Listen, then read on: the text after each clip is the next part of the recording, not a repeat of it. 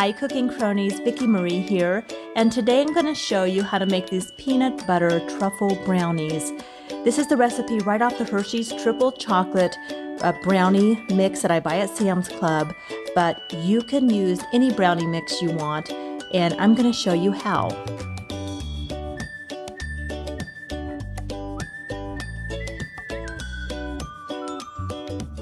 Hi Cooking Cronies, Vicki Marie here today, and I'm going to show you how to make a really easy brownie recipe.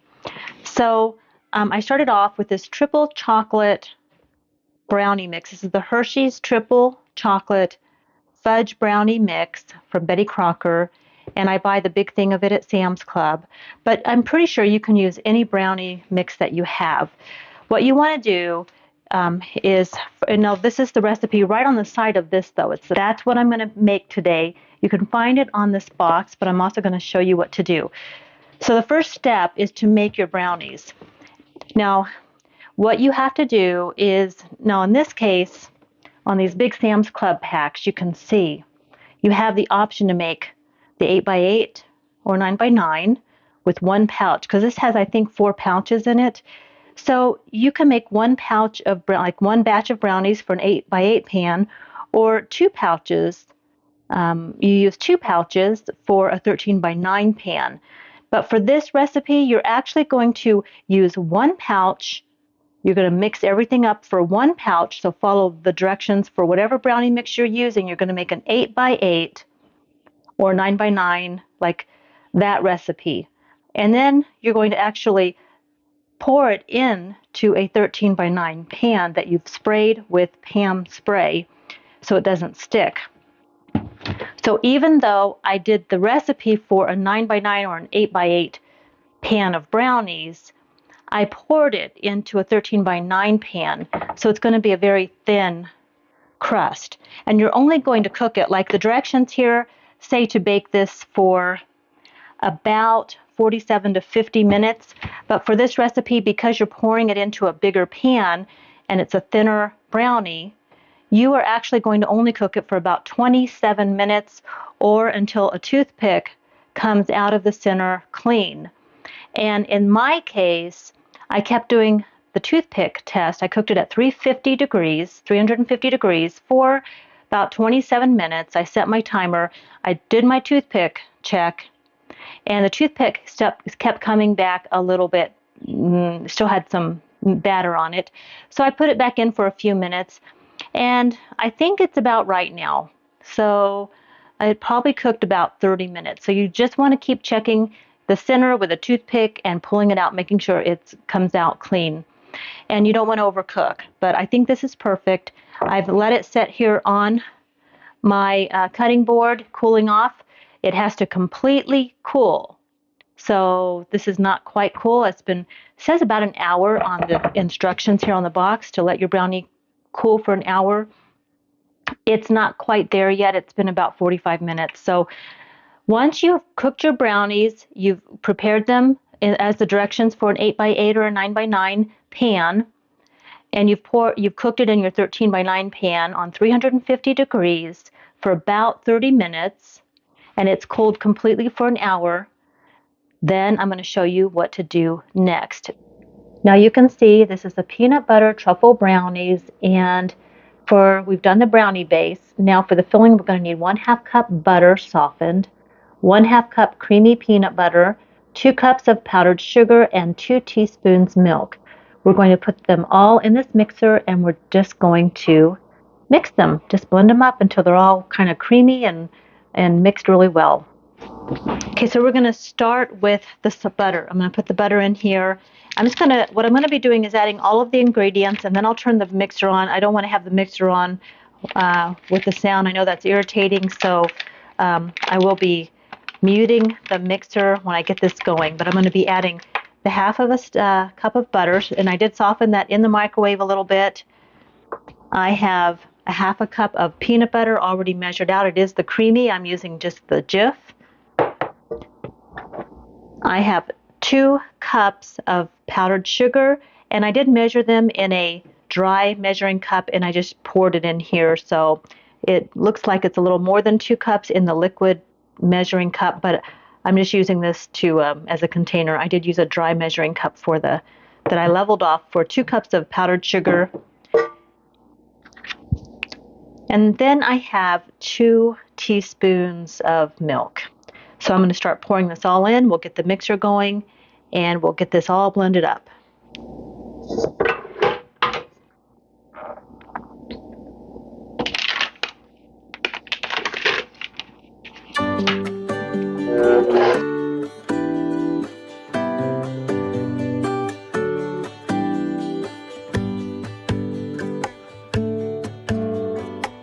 I'm going to get a little spoon out to get this peanut butter out of my measuring cup. And I'm going to go ahead now and add the 2 teaspoons of milk as well. So I've got all the liquid ingredients in there. I'm going to get that all mixing up and blended, and then I'll start adding the powdered sugar gradually.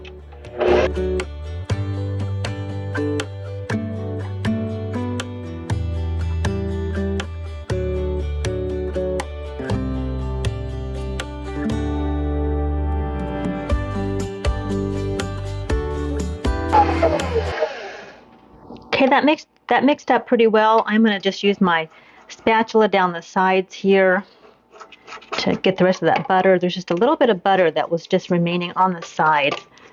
So I'm just going to push that down the sides here and then turn the mixer back on for just a few more seconds. Probably about 20 seconds is all I'll need. Now I am going to go ahead and add a little bit of the powdered sugar.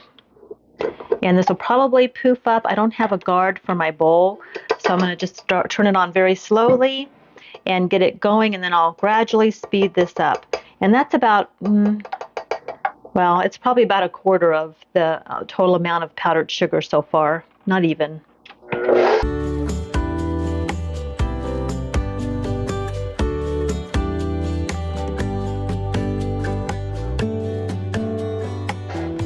And you can see how I gradually just sped up the mixer, and I didn't have that powder poofing up everywhere, which is awesome. I'm going to add a little more sugar now, and I'm going to add quite a bit, probably, that's probably about 3/4 of the total amount. And let me just turn this on very low and get that blending, and then I'll gradually speed this up again until it's all whipped up nicely.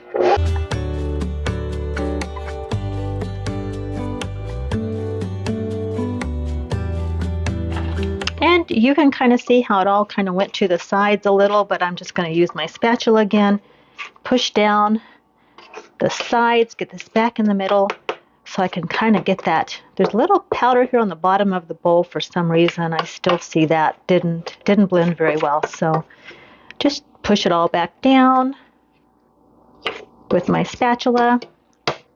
Oops, and let me just brush that off on the beater there. Okay, and then let's just go ahead and turn this back on. I think I'll go ahead and add the rest of the powdered sugar as well.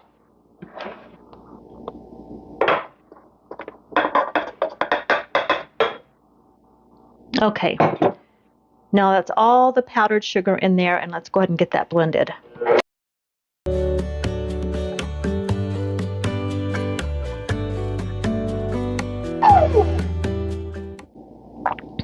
And it did kind of spurt out at me a little bit, and I'm just testing the consistency. I'm going to add actually a little more milk, just maybe another teaspoon or so of milk, I think is all I'm going to need. For some reason, I just feel like I followed the directions, but I just feel like it needs a tad bit more milk to make this a little easier to spread. So that's what I'm going to do. So I'm just going to do one little splash of milk, just that much, maybe 2 splashes. Okay, let's turn that back on now. And whenever you're working with powdered sugar, I have found that it's very forgiving. So if your filling is kind of like mine and just looking a little too dry, no worries. We can always add a little more milk. Let's see how this blends now.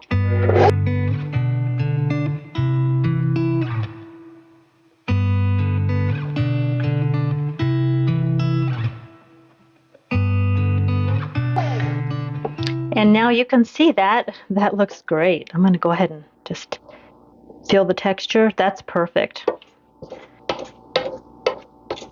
You can make a lot of different frostings even with some powdered sugar and a little bit of milk. But anyway, so that's all. Just, you can see just that tiny bit of milk I splashed in there made the difference. So you don't want to add too much. Better to just add a little bit, blend it, see how it turns out, and then add a little bit more. So I'm going to just turn this back on a couple more seconds, maybe about 20 or so, maybe 30 seconds. And then I'm going to go ahead and spread this on my brownie base.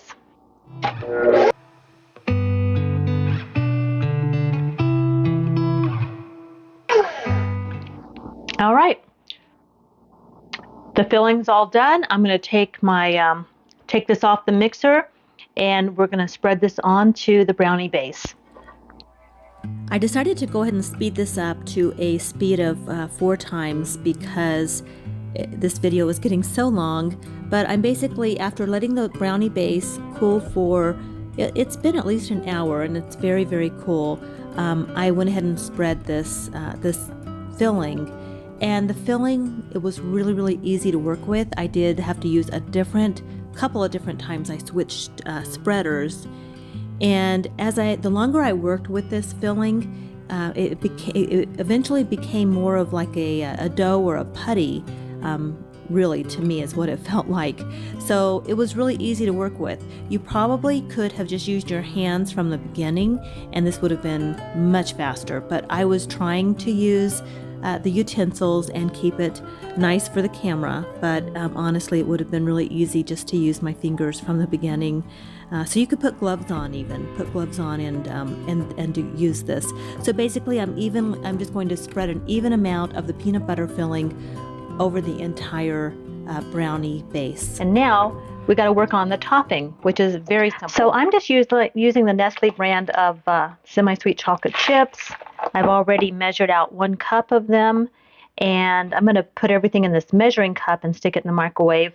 I just thought I'd show you what I'm using. Now, 1/4 of a cup of butter, that's just half a stick. So we just go to right here, 4 teaspoons, because a stick of butter is usually 8, or tablespoons. A stick of butter is usually 8 tablespoons. So you just do half of a stick of butter. That'll be a 1/4 cup.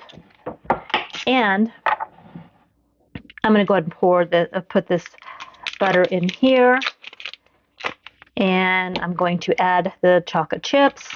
Now it says put it in there 30 to 60 seconds. I'm going to do 30 seconds. I'm going to stir it, do maybe a few more seconds, stir it until it's nice and melted and smooth. So now I'm just going to stick it in the microwave.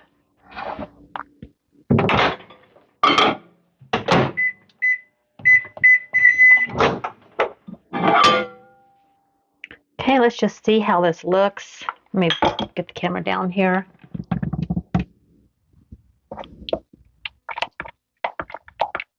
It's actually, pretty melted at 30 seconds. So just making sure all that the butter melted. I'm just making sure the chocolate's just mixed up in there. So I think that's good.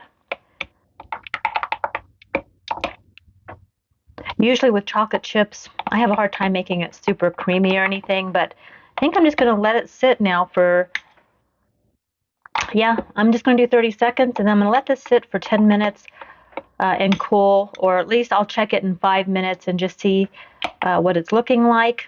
But that looks really good to me. It looks nice and creamy. It's not lumpy or anything. So let me turn the spoon this way so you can actually see. Yeah, that looks good. So let's let that cool for a few minutes.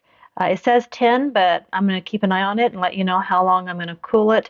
And then we're going to pour it over our filling.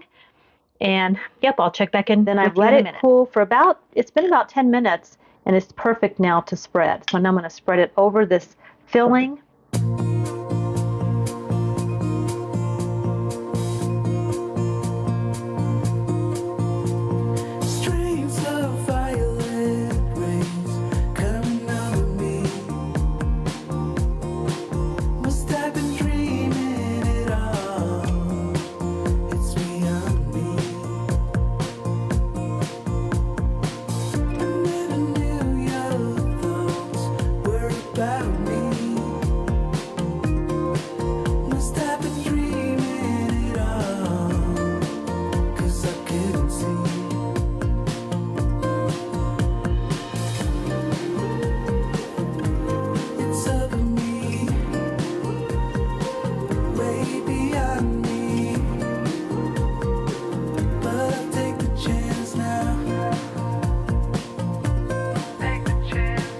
Now the next step is just to place this in the refrigerator for 30 minutes and let it chill.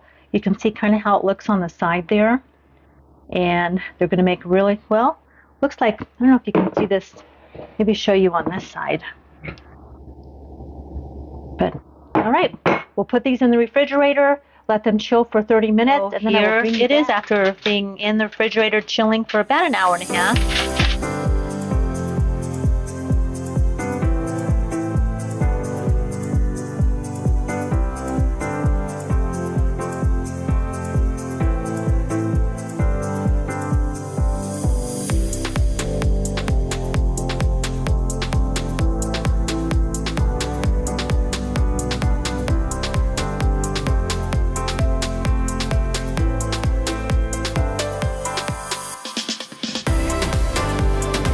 This looks really pretty, Vicki. Okay, dig in. All right. So, Let's see. okay, everybody. Try it, Mike. Mike's camera shy, so you're not going to see him on the camera. Just see his arm. Except for the alcohol version of it. It's like you said, it's like a Reese's This is peanut butter delicious. cup. Very sweet.